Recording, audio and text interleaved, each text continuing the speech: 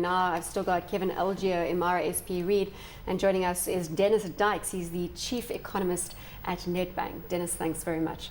Looking at that Kagiso PMI number coming in at 50.3, we're back above the level that marks expansion from contraction, although marginally there. But at least we are seeing a positive move. Yeah, it's very marginal. It's still close to that crucial sort of level. And indicates, I think, that the production side of the economy is still really actually struggling to some extent.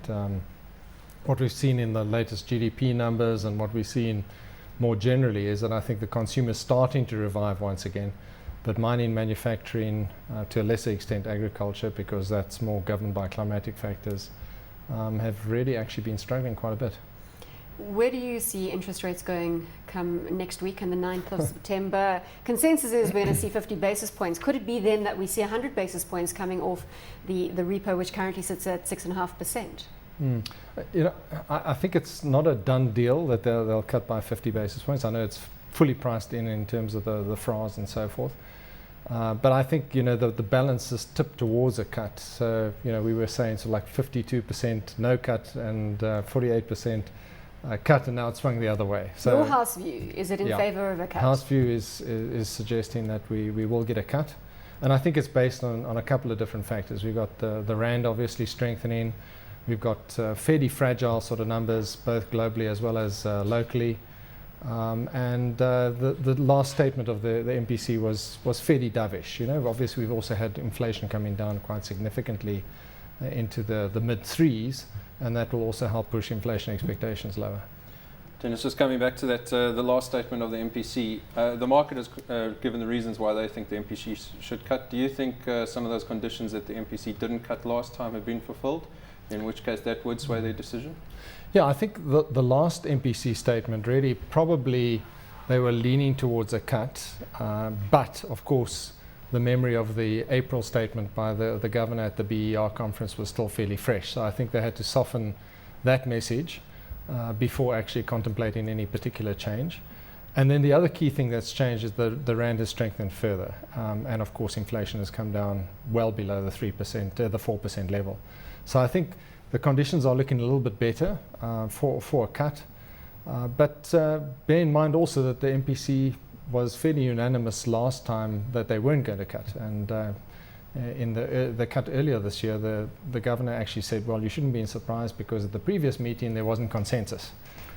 This last meeting we had perfect consensus, so if that was sort of like to try and guide the market, then... Do you think there should be this much debate around monetary policy? I mean, should it be that we are ultimately surprised by the decision of the South African Reserve Bank? I mean, is there any reason for us not knowing that there's a clear direction and having more clarity on each interest rate decision?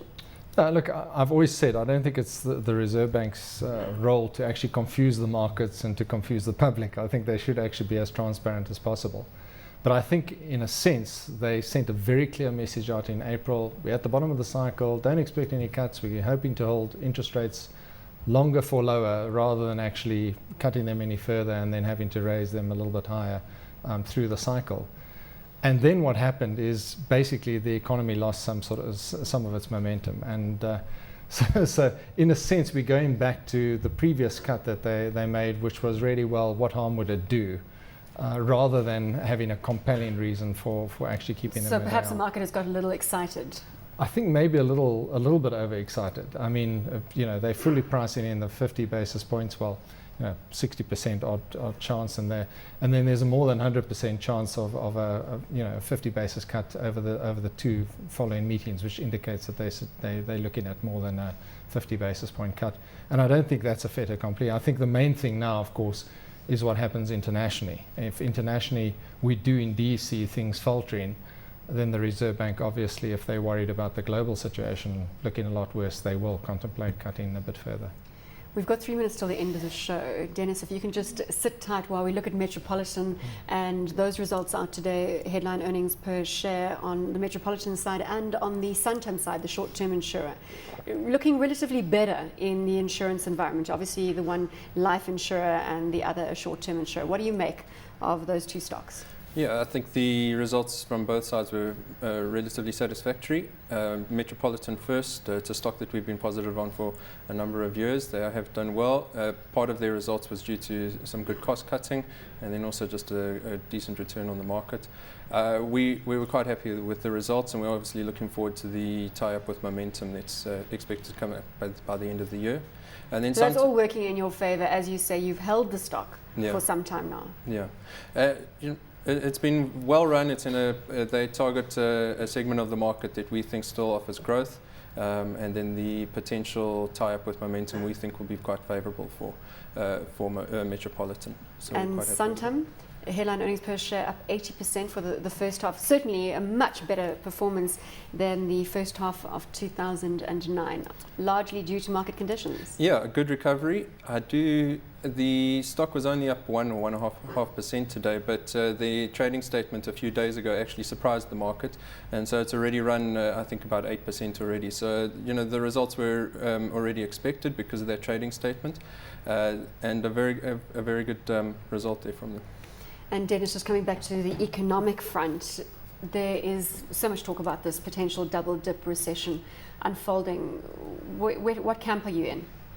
Well, I mean, we think there's a significant chance of a further setback, but significant being in around about 25%. So our central case is that the global economy will muddle along rather than collapse once again. But it's very tricky because obviously we've seen pretty much all that they can do in terms of monetary policy. We've seen pretty much all they can do in terms of fiscal policy, and we've gone through the initial boost of the inventory cycle. So the economy has to develop some more natural momentum now, otherwise I think we are in some trouble. In other words, the cheap money has to start working for the economies that it has been deployed in. Confidence has to start coming back. Banks have to start lending money as well, because I think it's still an issue that the supply of credit in countries like the UK and the United States is fairly constrained. And obviously that's because of all the damage that's been done to the financial system, but also impending regulatory changes and so forth. But I think a lot of work's been done on that. And it takes some time for these things to heal. But I think we'll probably more likely go into a muddle through scenario than have another double dip recession.